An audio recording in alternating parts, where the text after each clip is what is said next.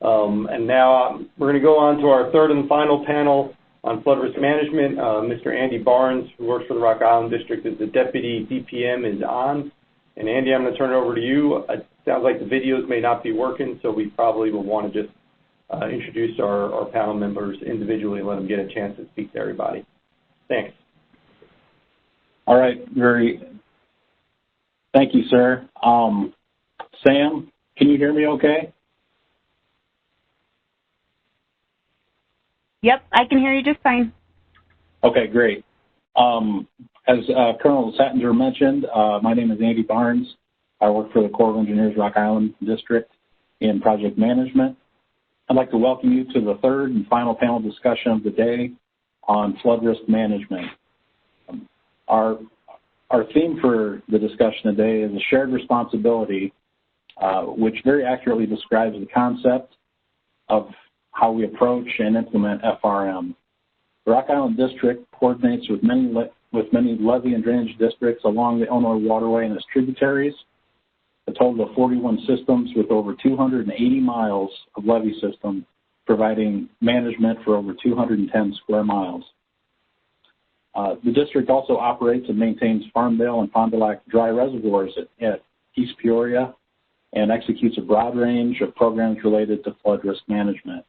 We have assembled a panel today that represents key players in this important mission and hope to provide insight from these various perspectives. We will begin by introducing our panel members and giving them just a few minutes to provide their background and a brief summary of how they participate in the FRM mission. Our first panelist is Bill Milner with the Illinois Department of Natural Resources. Bill, are you on? Yes, I am. I'm here if you guys can hear me. I can hear you fine, Bill. If you want to go ahead and just introduce yourself and just give us a brief summary of how you participate in FRM.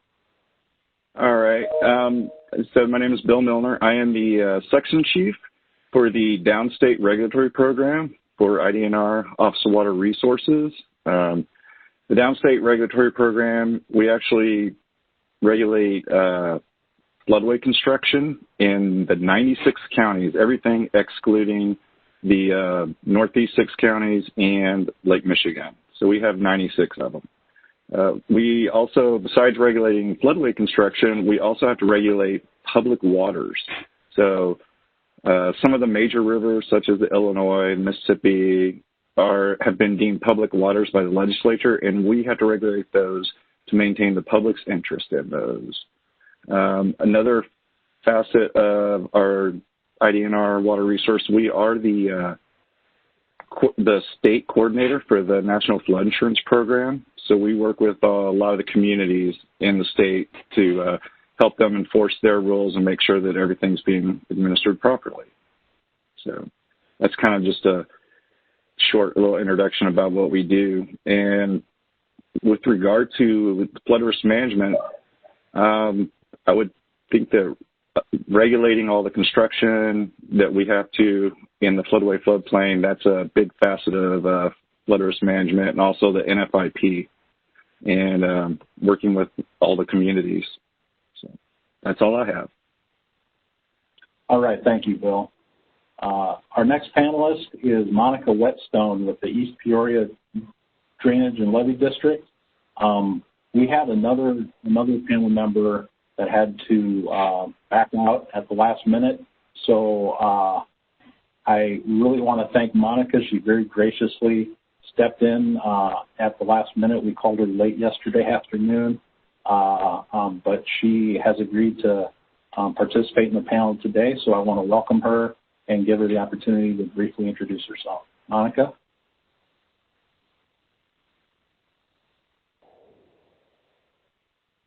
And I'm not hearing you, Monica. Are you possibly muted on your device?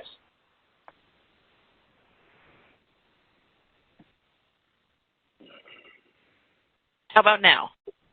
Yes, I can hear you now. Okay. Sorry about that. Okay. So my name's Monica Whetstone. I'm one of the district engineers for the East Peoria Drainage and Levee District. Our district is located obviously in East Peoria, Illinois.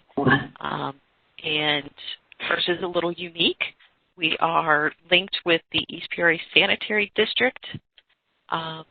So between the two, we protect the majority of downtown East Peoria, which includes our new shopping area, some large industrial plants, some residential sections. So we've got a little bit of everything that we try and protect every time the river floods. And we've basically had a flood every year in the last 10, except for 2012.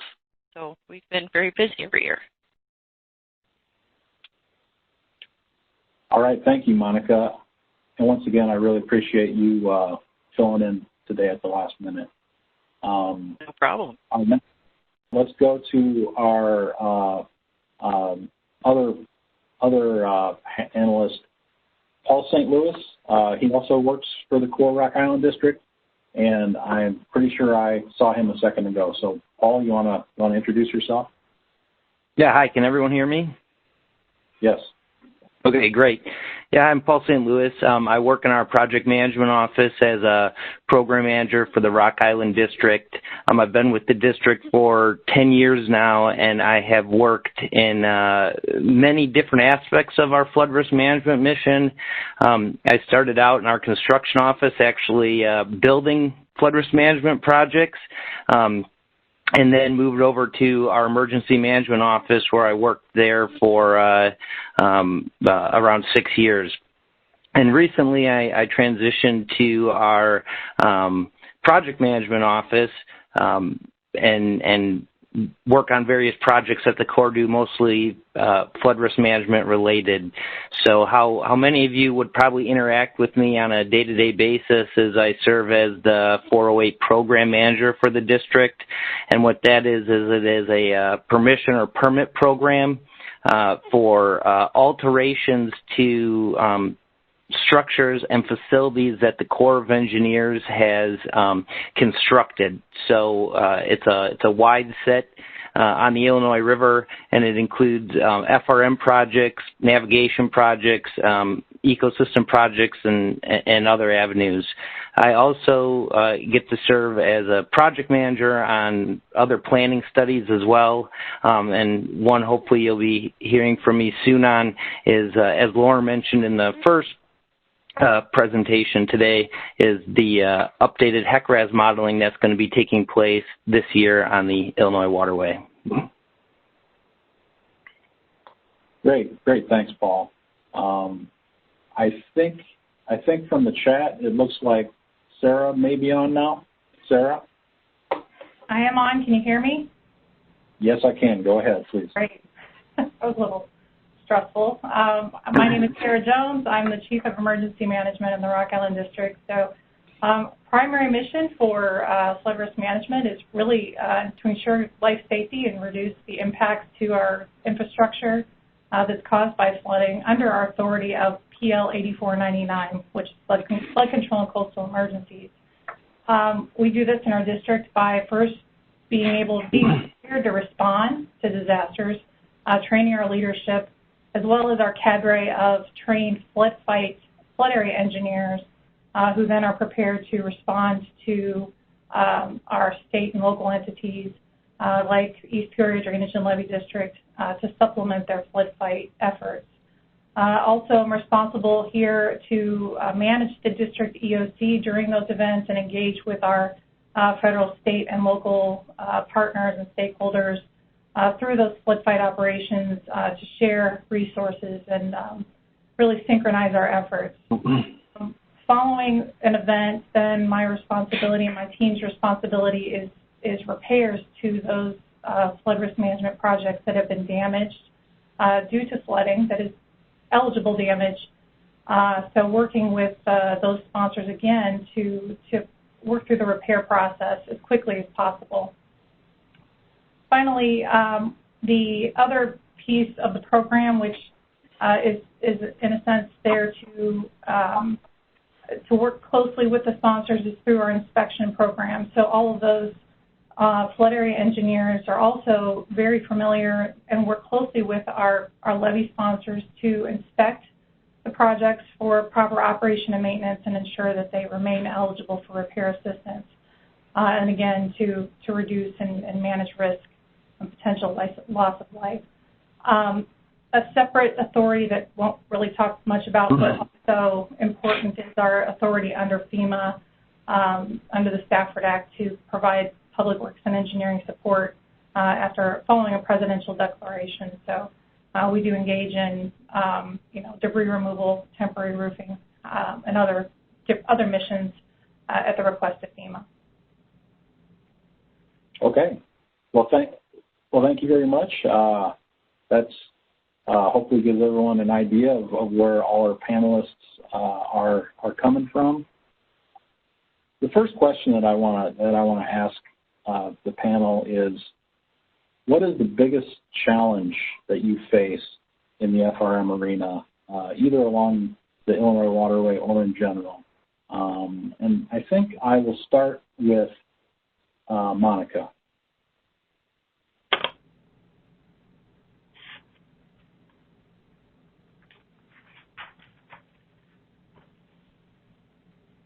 And I think Monica is muted. Oh, there. How about now? Yep, you're good now. Okay. I think the biggest challenge that we face is all the coordination that we have to do. I have to coordinate with the Corps, emergency management systems, depending on where the flood level's at, what traffic we have on the river. I've got to be very conscious of what's going on there so that we don't cause any damage to the levee.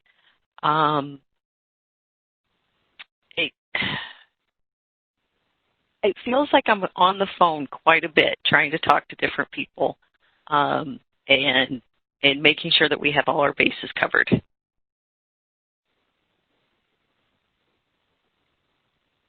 Okay. I appreciate that, Monica. Thank you.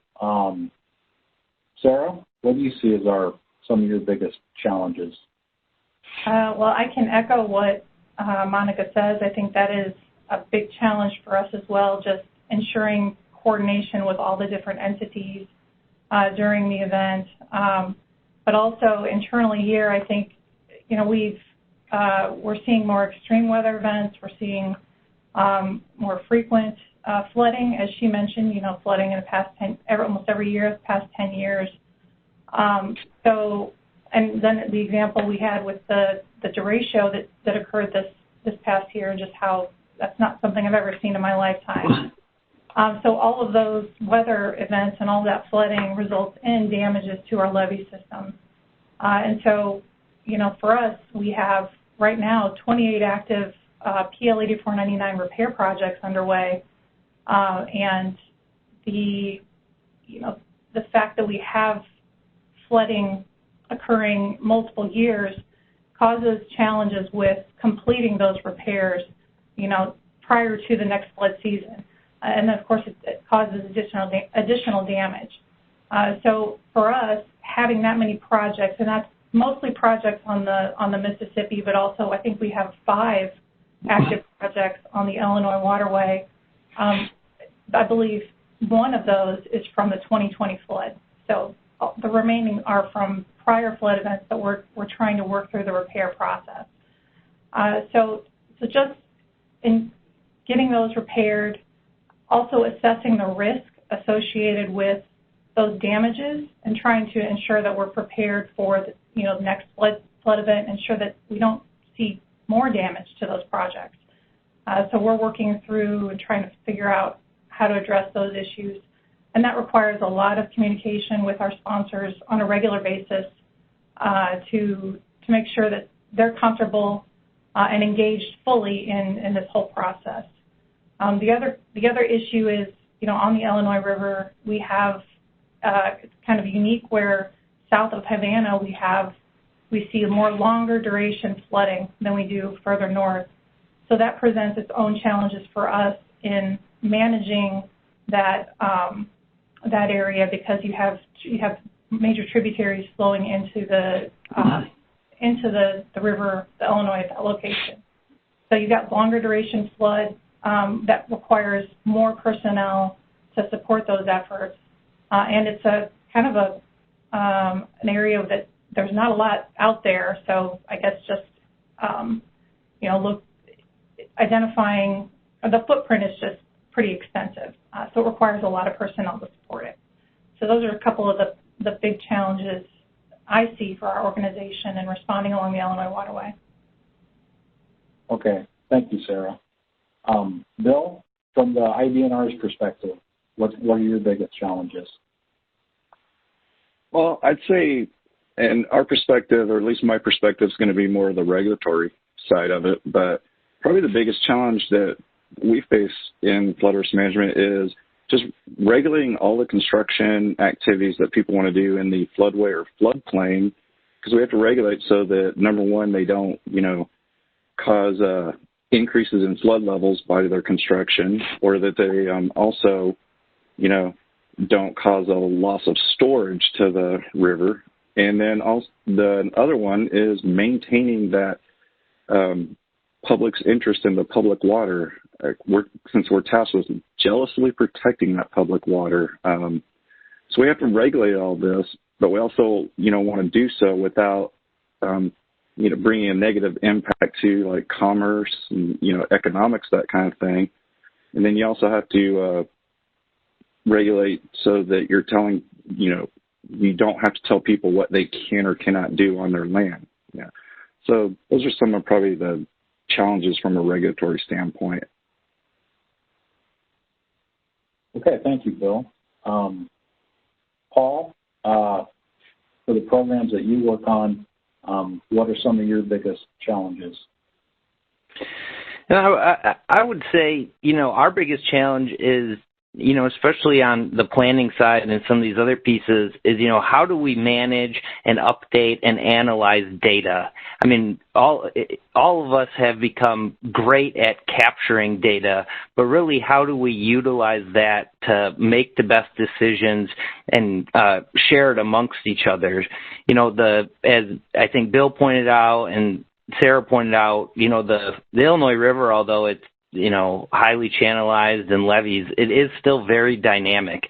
And between climate change, human actions, as Bill pointed out, floods, it is changing constantly. And so, data needs to be updated, needs to be provided, and needs to be utilized properly. So I think our biggest challenge is just how do we do that? One, now that we're capturing it, how do we incorporate that to our future efforts? A prime example I would give is, we've become great at monitoring, flood heights, flood elevations, as we've seen in a lot of places on the Illinois. 5 of the top 10 floods of record have happened in the last 20 years. Well, how do we take that data and move that into, updating flow frequency profiles so when we're moving forward on projects, we're using the right planning assumptions to actually create a resilient floodplain? Great. Thanks, Paul. I think I want to touch on something that both Monica and Sarah brought up regarding a lot of the coordination that occurs throughout the implementation of the FRM mission. I guess, Monica, you mentioned that as something that was one of your biggest challenges. Is that something that you think has gotten more difficult or more onerous over time? Can you offer some thoughts on that? Things have gotten a little more difficult with it, and some of it is figuring out who to call the first time. For example, I usually get pumps to be able to help with some moving some of the storm water over the levee, and I used to just do a direct call to the Corps of Engineers, and it was great. They were situated very closely. I'd be able to get a pump very quickly. Now I can't do that. The rules changed. I have to call the emergency management systems first, work through all of that, fill out their paperwork, send them everything they need, and then if I'm lucky, I'll get a pump the next day. It's frustrating. Sure. Sarah, do you have any insight on some of those changes, and I guess any outlook for if any of these requirements will they evolve? Will they become more streamlined? Do you think they may become even more stringent, I guess, to use a term? What are your thoughts on that? So I think in past years, and part of it is probably the very close proximity of some levee districts to the actual facilities where we maintain our pumps, made it real easy to contact them and just get a pump directly from them. What we're finding, or what we found, is the state is tracking this information. First of all, they want to know what resources are being provided within their state by other agencies. Additionally, because our authority is such that we supplement state and local flood fight efforts, there's a process that is supposed to happen where that local entity goes to the county first to see if there's the resources there, and then to the state. And if the state cannot support that resource, then the state contacts the Corps. What we've tried to do to offset that whole time, that process, is the sponsor is more than willing, or they can definitely contact the Corps directly through the flood area engineer, or even through the EOC, to say, hey, this is my need. And through the back channels, we work through that process as well, while it's also getting reported through the proper channels. I don't see that process changing as far as that coordination being required. Whether we can streamline it in some way, I mean, that's definitely something that we can talk about. I know that the state uses WebEOC, which is supposed to be an easier way to get that that information requested and sent through the system. But again, we will try and work with our sponsors directly through our flood area engineers to address those concerns up front. And then we on the back end will call the state and try and work it that way as well. So it is a bit more of a process, but unfortunately, I think the states rely on that to ensure they understand what resources are in there, are being deployed in their AOR. Okay, thank you. A couple of our panelists have mentioned the increased frequency of these high water events. I was wondering if, from the recent events, are there any lessons learned from some of the recent events that would be worthwhile to share with the participants in the forum today? I think I'll just start with you, Sarah.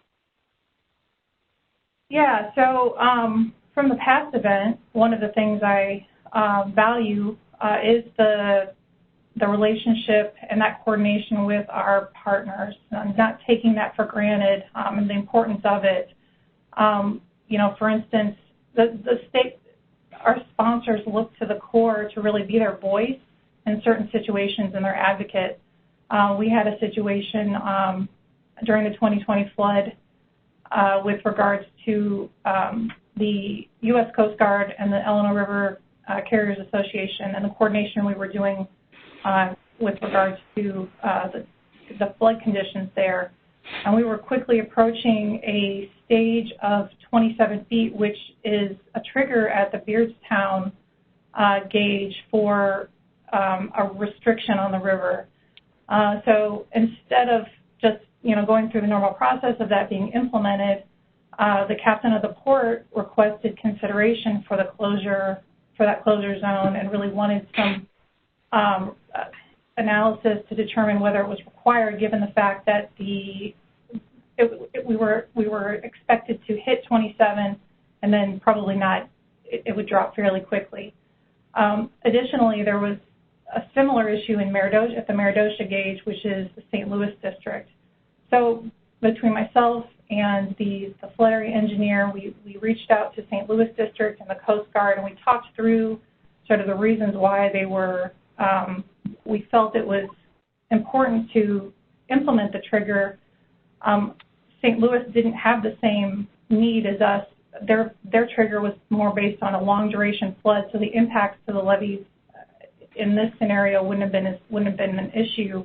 So they didn't need to implement their trigger. However, our trigger was based partially on the Beardstown flood wall. Not only do we have, flood damages there that we're completing, but there was damage to that flood wall in a past event, and I think that's part of why that trigger was implemented. So just getting that coordination and established and being able to communicate the risk to the Coast Guard, they were willing then to implement the trigger as we requested. So it was a good opportunity to kind of relook at why we did what we did. But in the long run, I guess we have those triggers for a reason. So, we want to make sure that the sponsor is engaged in that coordination and they're heard as well.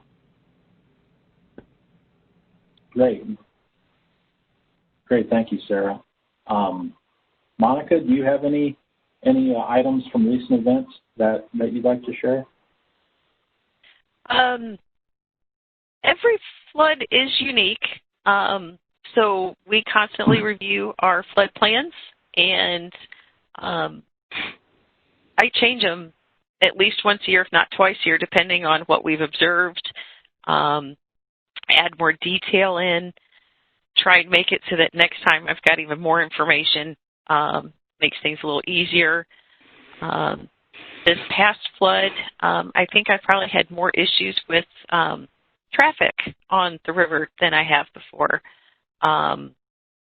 Once we started going down a little bit, I kept having barges park on the toe of my levee, and it's an earthen levee, so it makes me very concerned.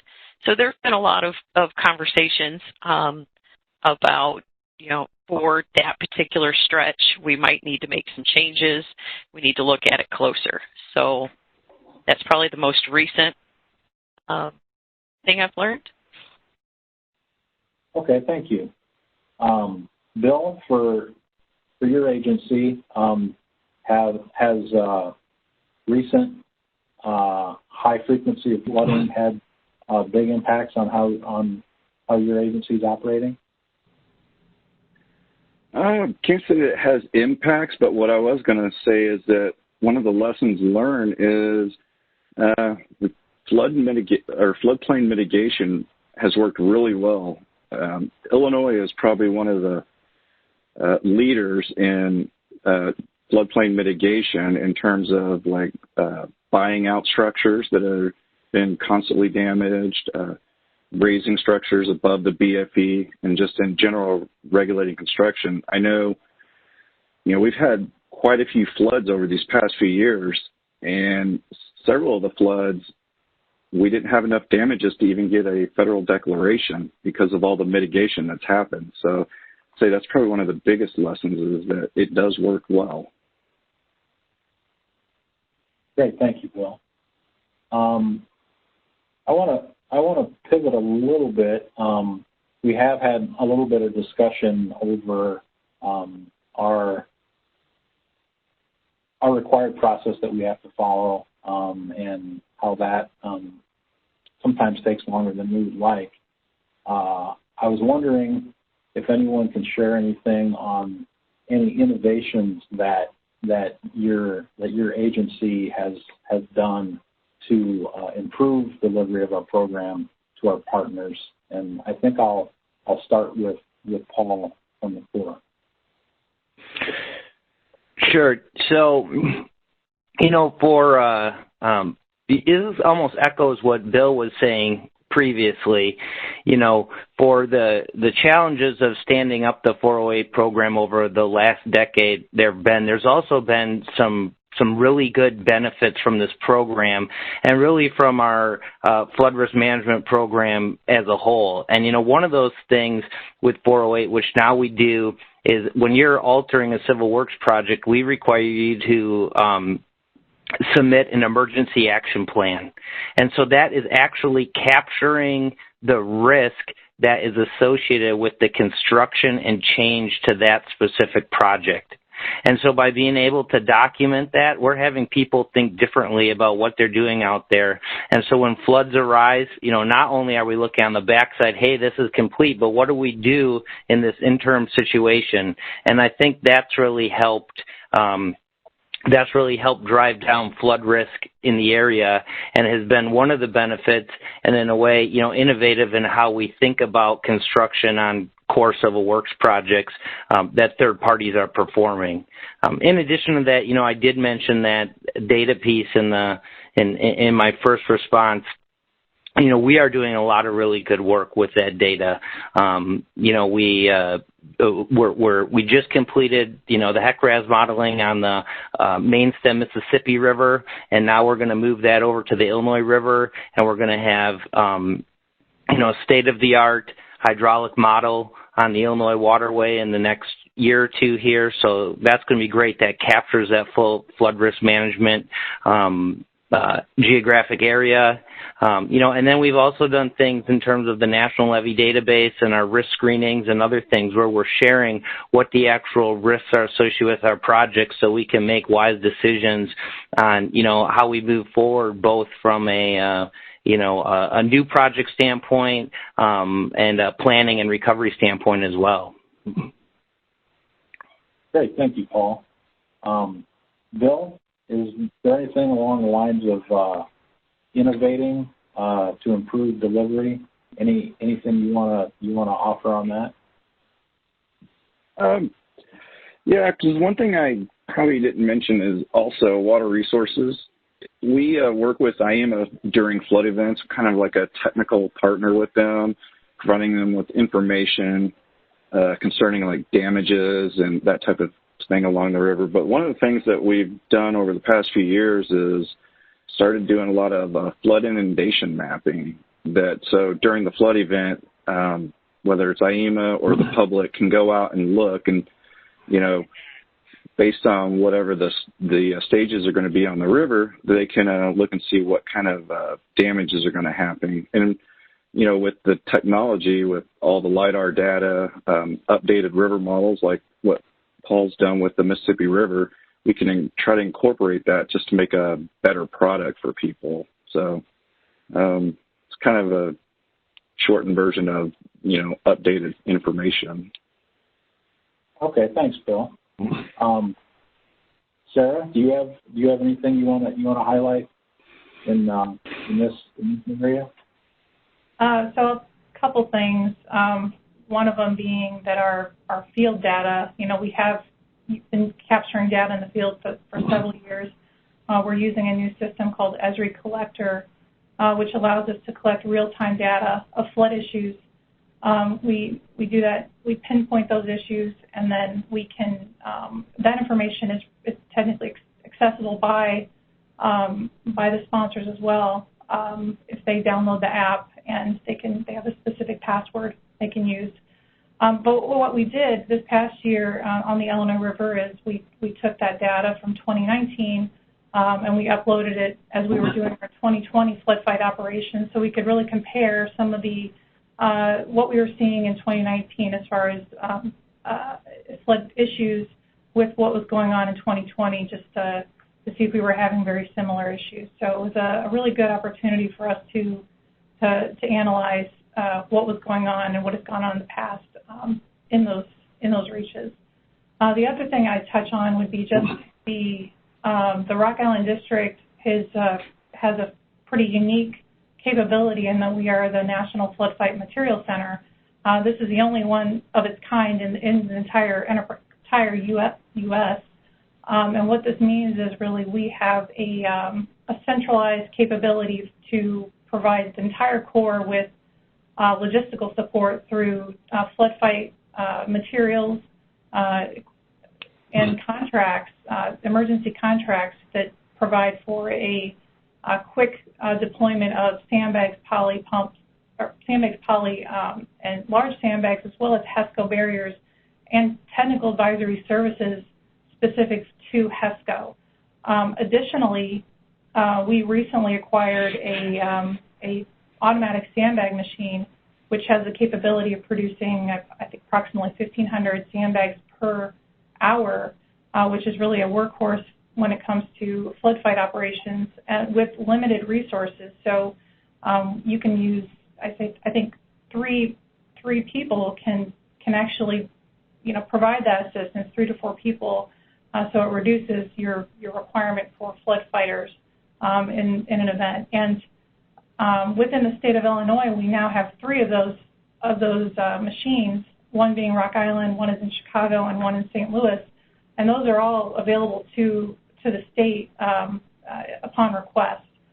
They come with 2 USACE operators who really oversee and provide training on the operation of the system, and then they stand by to help as needed. But between what we provide through the National Flood Fight Center and then the sandbag machines, we've really increased our capability to respond locally.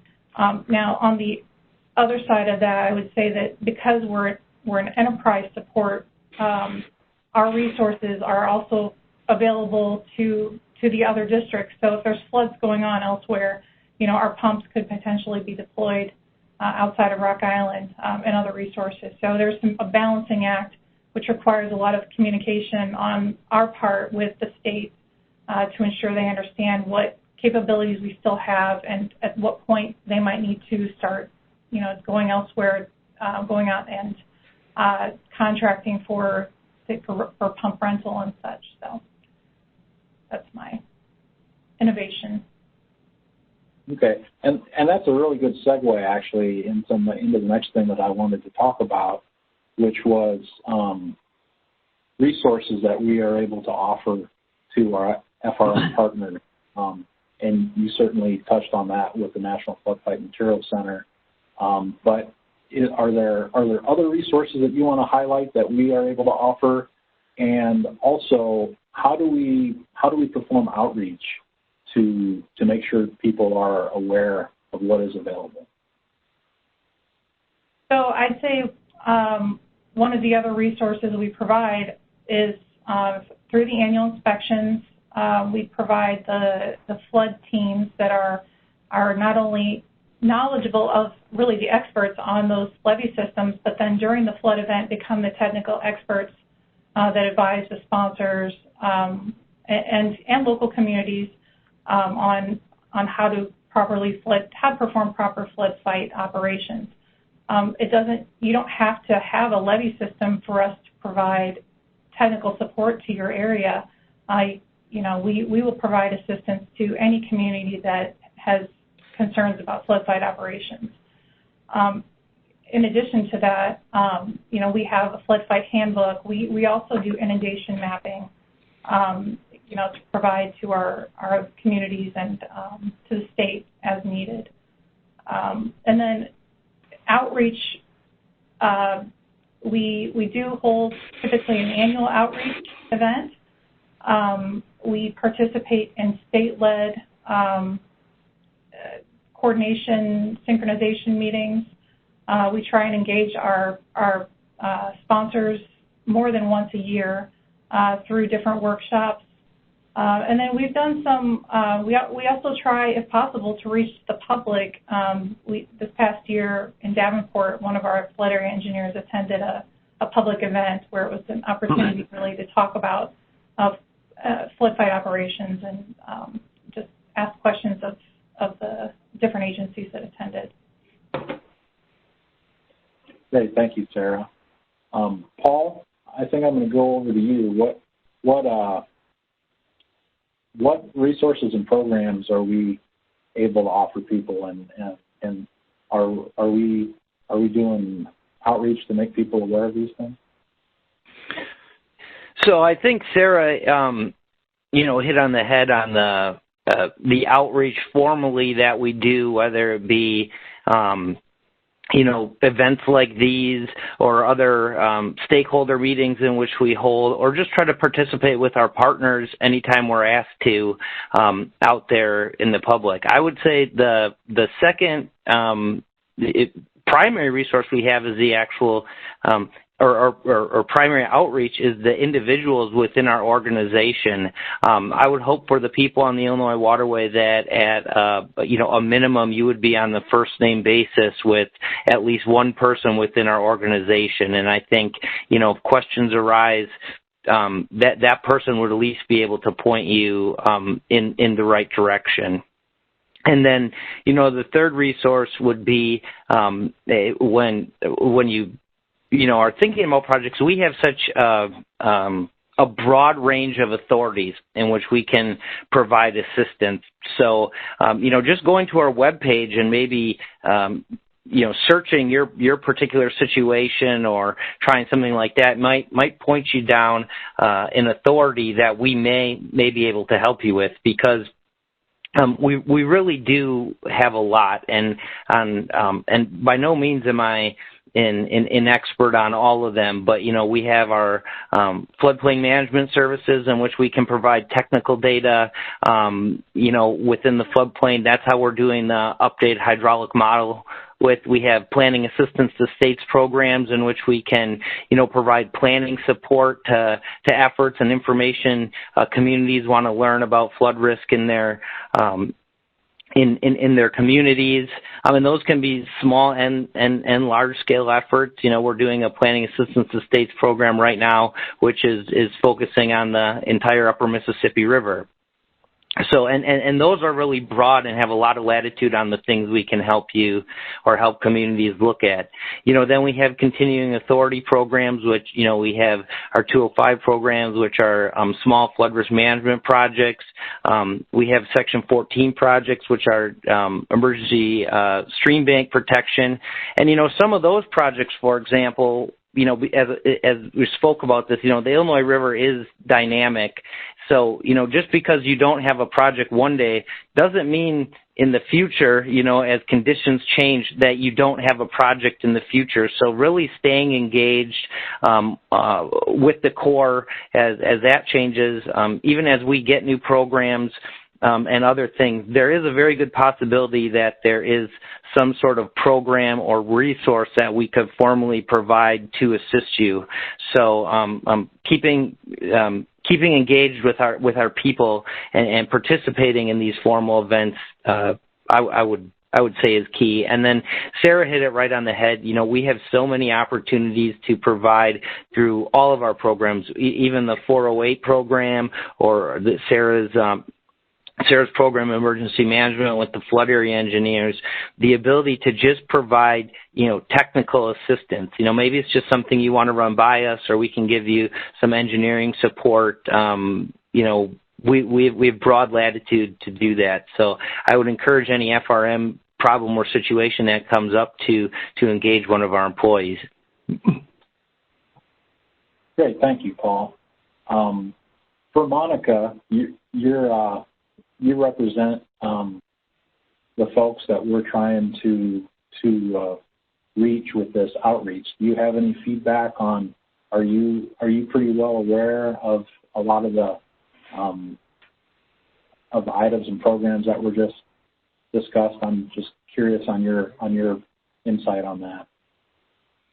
I would say for the most part, I'm pretty familiar with everything. I know the PL 8499 has been great since we were able to get back into the program. I know one of my biggest headaches is slowly getting solved. If it quit flooding every year, the project would be done. But that's been great. I work with so many of the different people. I work with Elizabeth and Anthony and Todd. That anytime I've got a question on something, I just go ahead and give them a call. If they don't have an answer, they point me in the right direction. So it's great to have the resource there that I've got a couple different people I can always call, and they'll at least get me in the right direction. Sometimes the problem isn't solved, but some direction may have been given. a lot of my issues that I've got dealing with the levee itself, I've got resources now. Now I'm finding my problems on the inside with stormwater drainage. So my focus has shifted a little. It's always something. Oh, yes. I do appreciate your feedback on that.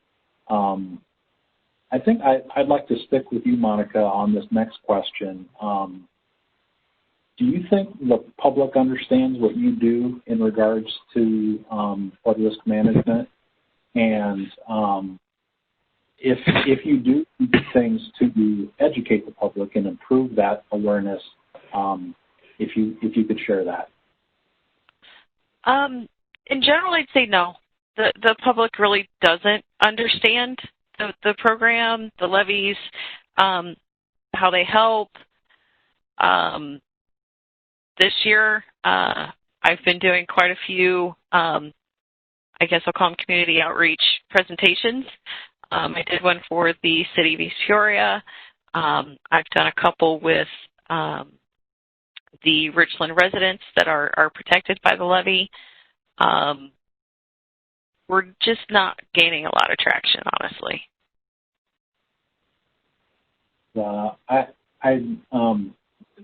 Same question to Bill.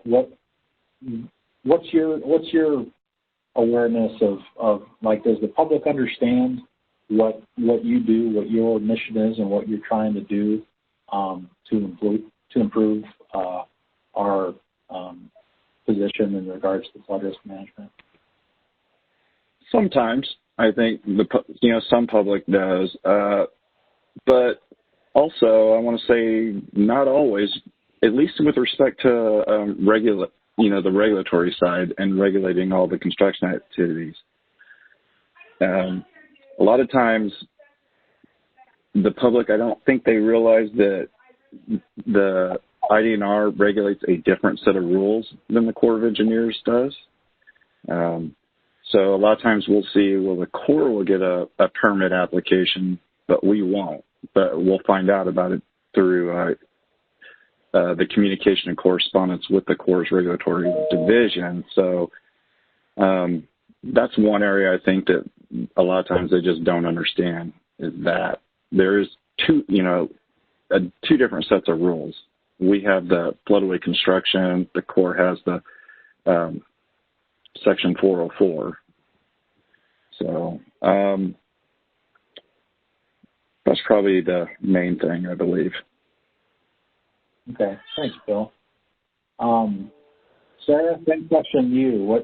What you think the public understands what you do, and how do we try to improve that?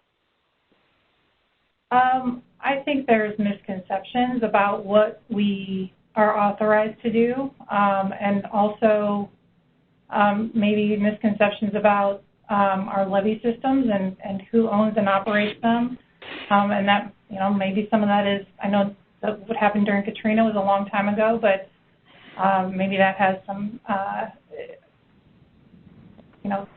it's related in some way. But I do think that in some cases they think that the Corps is responsible for the levees, manages them, operates and maintains them, and that, so that's definitely a challenge. And then we get a lot of calls from the public asking for resources that we can't provide because of our authority. So it is tough to really get to that level to communicate what our authorities are. We've tried, again, like I mentioned, we were at a Davenport event. So through those outreach events, I think we can do better. I think social media is beneficial to us in that respect, if there's ways to use it to describe our capabilities. And, I think that's one way we can reach the public. But just at our level, given the resources I have, which I have six of us in my office, and then we do have our flood area engineers that have other jobs, just the time to be able to, get out there and do that coordination is very difficult. So I think social media would be a huge benefit to us in getting that message out more quickly, I guess. Great. Thank you, Sarah. Paul, same question to you. Yeah, I think I need to echo to some degree what Bill was saying on the regulatory side of things. You know, there's definitely a misconception on, you know, what we may do and what our partners and other agencies, their roles and responsibilities. Even at the local level, what, you know, Monica and her group does and their responsibilities with the levees. So I think, you know, well, although the project itself may, you know, overlap multiple permits, you know, what we're reviewing and what we're looking at are very distinct and different things. And so that is very hard for some people to understand. You know, one permit doesn't necessarily cover everything. I would add to that, though, you know, the coordination among the local communities and the different agencies is what is key through that process, you know, and making sure if I find something out that I know, you know, the state of Illinois may have authority over or may be interested in making sure I communicate that, you know, and vice versa. And I think we've successfully done that on a lot of projects. You know, I think of the Ottawa Township High School levee raise project, which levee raises can be challenging in terms of development in the floodplain. But, you know, we were able to technically analyze that system to make sure that the levee would continue to perform. You know, the Illinois DNR and Bill's group, they were able to make sure that there was not going to be that impact to the floodplain and those pieces from a hydraulic standpoint, and they had their permitting role and responsibility there. You know, and then the local communities, they did, you know, they created their own ordinances which allowed for that in terms of, you know, compensatory mitigation and storage, and they mitigated for any impacts that their construction may cause. So it really was a, you know, a three-way street on that, but it is from a public perspective from the outside that can be somewhat confusing, you know. And then I think of the presentation we had earlier, or the group that spoke about navigation, you know, I think of our dams. You know, not all dams are the same either, and there's often misconceptions about that. You know, our navigation structures are run of the river and don't control, you know, flood elevations. But then on the Illinois, you know, we have Farmdale and Fond du Lac, and those are dry reservoirs, and those dams do provide FRM support. So it's just, you know, explaining those differences and understanding the differences. And the last piece I'd like to add to that, though, is I think it is, you know, it is okay to not know who necessarily has the authority when you're just starting out. You know, just contact someone, because, you know, we do work with these other agencies. So I'm happy to field a phone call that may not be under my authority and point somebody in the right direction. But I would just encourage, you know, reach out and ask the questions first, you know, at the local or state or federal level. And I think you always find someone willing to help you out and point you in the right direction. Yeah, thanks, Paul. I think that is a really good point. We are in the business of trying to help people. And so thank you for that point. We are getting pretty near the end of our time. Before we end, the last question that I wanted to ask of all the panelists, what is the one thing that you would like the people participating in the forum today to know about what you do, your area? And I think I'll start with Monica. I'm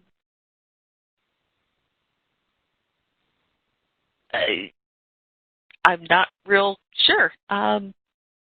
Basically, that we have a lot that we've got to do to try and keep everyone protected from the floods, and it's multitask. It's not just the river coming up. There's a lot of variables that we have to deal with. And like everyone else, there's only so much funding, so you have to start prioritizing, which is a very difficult lesson to learn. Great, thank you, Monica. I appreciate that. Bill, what's your one big takeaway for the participants today? Probably, if you're going to do a big project or some type of project where you're going to need to apply for, a permit from our office, one of the really helpful things is having what I'd call a pre-application meeting. Give us a call, have a meeting. Well, right now during these times, face-to-face meetings might not work, but we can always do Zoom meetings. But that way, you kind of present the project, and we can get everything, on the right track. That way, maybe 6 months down the road, we don't get an application that we're going to have to come back and say, this is not going to work. This isn't what we're, going to need. Have to do this. So sometimes it can be really, really helpful, especially on big projects on the regulatory side, just to talk with us beforehand. Great. Thank you, Bill. Paul? I guess I would add, the main thing is, on the permitting side and really anything else that we do, our decisions are not made in a vacuum. We want the public input on this. We want the agencies to participate, and they do. The public and the agencies participate. And when decisions are made, it's really it's a shared responsibility, and we're really trying to capture everything that may result as an effect of a project or somebody's thing. Because sometimes we may, on one lens, view something as a benefit, and it does have tremendous benefits, but we also want to make sure that that's not causing a detriment somewhere else. So, just the realization that there's, so many experts on the river who share, I think, deep down the common vision of wanting what's best for both the river and the people who need it and live on it and enjoy it. And so, no decision is going to be made in that vacuum. It's going to be a collective effort. Great. Thanks, Paul. And Sarah? So I think, and this kind of relates to our rehab projects, but I really feel that, building trust and confidence in each other is important in establishing a strong relationship. And, we are committed to, to continue to build those relationships and work together to find solutions to the flood risk management issues we have, in particular with regards to our repair projects. We have to work within our authority, but again, we are going to be transparent and work with you, work with our sponsors and the other stakeholders to ensure that we come out with the best solution to the situation. And I do really appreciate the coordination that we've had with our sponsors and other stakeholders. And I encourage them, if they have a concern, to always share that with me. We've had instances where I've had a sponsor say, Sarah, you guys didn't do this. And I'd really appreciate it if you coordinated with me before you went out and contacted the other agency. And that's great feedback for me to know, what we're doing wrong and how we can improve the program in the future. Yeah, that's a great observation, Sarah. I appreciate you bringing that out. I think that brings us to the end of our time. I would like to thank our panelists, and extra thanks to Monica for coming in at the last second. We really appreciate that. But for providing their insights on flood risk management and the Illinois Waterway, the efforts of our panelists and people like them protect life and property, which is an essential service to the public that often goes unnoticed. So thank you again for providing this critical public service and the educational discussion today. And with that, this concludes our panel discussion, and I will turn it back over to Colonel Sattinger. Thank you. Great. Thanks, Andy. Again, and thanks to that panel, especially Monica coming on at such short notice and Bill coming from the DNR. Appreciate all your thoughts today. That wraps up today's event. We're going to close. We're going to try one more time to show the videos. We have 2 videos to show. As we close, we're going to try to show the Built to Last teaser video from this year's filming, as well as a time-lapse video of the construction work at LaGrange, which is really neat. While that's playing, if you have thoughts on the panel, things we could do better for next time, things that didn't get answered, you can always put those in the chat. Obviously, reach out to the district through the webpage that you found this forum on, and thanks to everybody for your participation. I really appreciate the partnership we have with everybody that was out there, and I thought really well done event, and thanks to all of our panels. And Sam and Jim, if you could try to roll those videos, that'd be great. Thanks, everybody.